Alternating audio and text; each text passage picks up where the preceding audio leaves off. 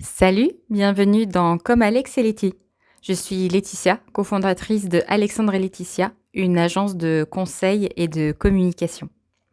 On commence cette série Comme Alex et Letty pour parler un peu communication, stratégie et graphisme. Et pour ce tout premier épisode, j'ai envie d'aborder les bases d'une communication, mais une communication qui fonctionne et qui apporte des résultats. Parce que aujourd'hui, la plupart des agences, des entreprises communiquent. Elles publient, elles ont un site internet, elles ont des réseaux sociaux, mais ça rapporte pas forcément l'investissement que ça nécessite. Ça s'éparpille et les résultats ne sont pas à la hauteur des attentes. Alors, qu'est-ce qu'une base pour une communication efficace et qui rapporte des résultats? C'est ce qu'on va voir dans ce premier épisode de Comme Alex et Letty. Alors déjà, ce qu'il faut savoir, c'est qu'avant de lancer toute une communication, il faut d'abord établir l'objectif de votre communication. Il faut en avoir un, deux grands maximum, mais privilégier un seul. Est-ce que vous voulez avoir plus de clients, établir plus de devis, fidéliser les clients que vous avez déjà, mais que vous sentez être un peu fragiles? Chacun de ces objectifs va nécessiter une stratégie de communication très différente. C'est pour ça que déjà, la première étape, la base de la base, c'est de définir votre objectif de communication. Ensuite, il faut établir le profil de votre cible. On ne parle pas d'un client rêvé ou imaginé, mais on parle bien d'un profil que vous aurez élaboré grâce à des données et des statistiques qui existent. Pour trouver ces données, ces statistiques, vous avez déjà la base données client. Vous allez pouvoir établir quel est le panier moyen, quel est son prix, quel est le client qui achète, une femme, un homme, marié, célibataire, ce genre de choses. Et peut-être même à quel moment de l'année il passe commande. Ça va se trouver dans votre base de données client. Vous avez aussi tous les résultats des réseaux sociaux. Vous pouvez affiner le profil personnel de votre client en voyant s'il y a des centres d'intérêt, des loisirs communs à vos abonnés, mais aussi privilégier les résultats de vos publications. Quelles sont les publications, les campagnes marketing qui ont eu le plus de taux de conversion ou de redirection vers votre site internet, votre site marchand, vos magasins, bref, tout le profil comportemental s'établit grâce aux réseaux sociaux et aux données clients. Enfin, votre site internet aussi est une mine d'or. Avec Google Analytics, vous allez pouvoir voir quelles sont les pages de votre site qui sont le plus visitées. Comment on est arrivé sur ces pages-là? Est-ce que c'est le maillage interne de votre site internet ou est-ce que c'est via des recherches Google, via les réseaux sociaux? En fait, d'où proviennent les visiteurs? Vous allez voir le taux de rebond, le taux de session, c'est-à-dire le temps que passe un visiteur sur votre page. On verra plus tard qu'est-ce qui est suffisant et qu'est-ce qui pose problème comme temps passé sur la page de votre site. Bref, toutes ces données vont vous permettre de élaborer le profil type de la cible à laquelle votre communication va s'adresser pour atteindre l'objectif que vous avez défini. Il faut également analyser les données produites, le taux de performance, on va parler chiffres. Déjà, un premier indicateur, c'est le taux d'engagement. On peut le voir sur les réseaux sociaux. Il va se calculer de la façon suivante, c'est-à-dire le nombre total d'interactions. Donc ça, vous les voyez dans les statistiques de vos réseaux sociaux. Nombre total d'interactions divisé par le nombre d'abonnés ou nombre d'impressions. Et vous le multipliez par 100. Par exemple, pour 100 interactions avec 5000 abonnés, vous avez un taux d'engagement de 2%. En moyenne, en dessous de 1%, votre taux d'engagement est très faible. Entre 1 et 3%, votre taux d'engagement est tout à fait correct et satisfaisant. Au-dessus de 3%, votre taux d'engagement est réellement super. C'est très très bien. Le deuxième indicateur est le taux de conversion. Pour le calculer, il faut prendre le nombre de personnes qui réalisent une action sur votre site ou sur les réseaux sociaux, le nombre de personnes qui réalisent une action, divisé par le nombre total de visiteurs et multiplié par 100 afin de l'avoir en pourcentage. Par exemple, vous avez 10 demandes de devis pour 500 visiteurs. Votre taux de conversion est de 2%. En moyenne, en B2B, 1 à 3% de taux de conversion, c'est tout à fait correct, c'est même tout à fait normal. Si vous êtes au-dessus de 5%, bravo, vous avez un taux de conversion excellent.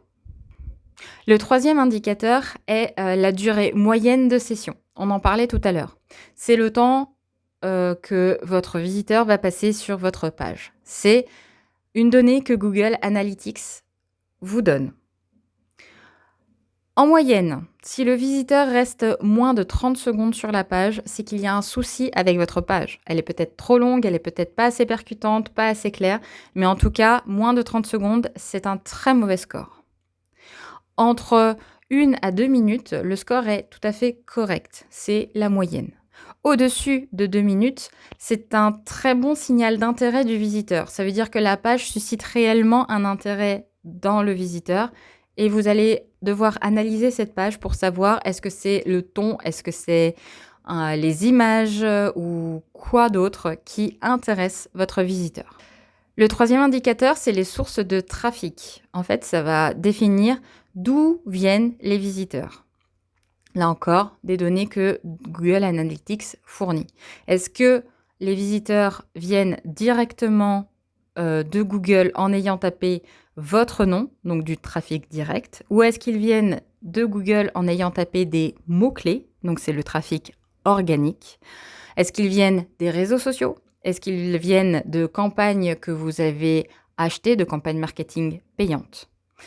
Si vous avez entre 85 et 90% de visiteurs qui viennent d'un seul canal, votre stratégie, votre structure est très instable. Il faudrait 2 à 3 canaux qui vous apportent à peu près l'équivalent entre eux de visiteurs.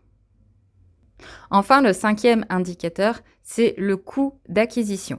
Alors, pour le calculer, vous devez prendre le budget marketing investi divisé par le nombre de clients acquis. Par exemple, vous avez investi 2 000 € et la campagne vous a permis de gagner 20 nouveaux clients.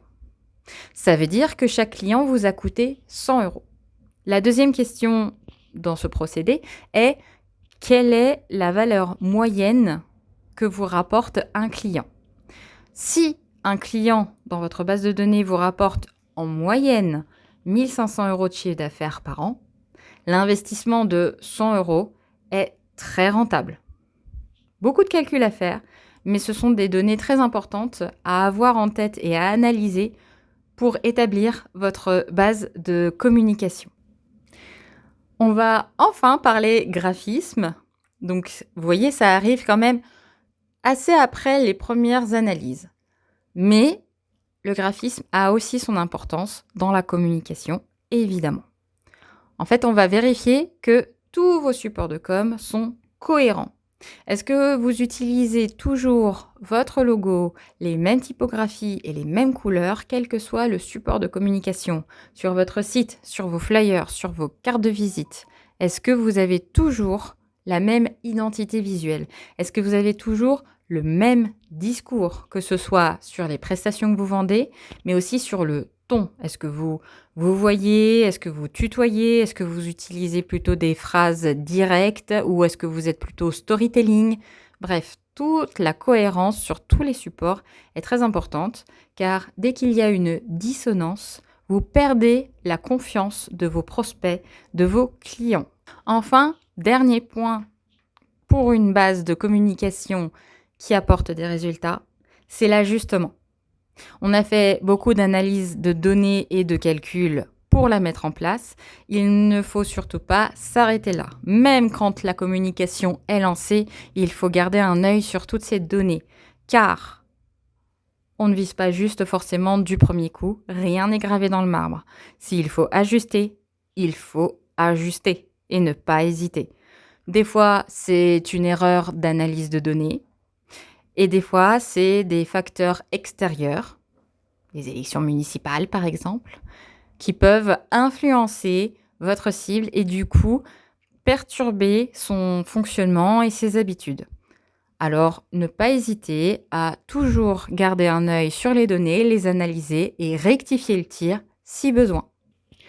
En conclusion, la base pour avoir une communication qui est efficace et qui vous rapporte des résultats, c'est déjà de définir un objectif précis, d'établir la cible, le profil de la cible à laquelle vous allez vous adresser, de bien analyser les données chiffrées, enfin d'être cohérent graphiquement sur vos supports afin qu'on reconnaisse que c'est bien vous qui communiquez et toujours ajuster si besoin. En fait, la question, c'est pas est-ce que vous communiquez, c'est plutôt est-ce que vous mesurez la communication que vous produisez. C'est là, en fait, la différence d'un communicant et d'un bon communicant. Merci d'avoir regardé cet épisode, ce premier épisode de Comme Alex et Letty. N'hésitez pas à nous dire ce que vous en pensez. Merci de nous avoir écoutés. À bientôt!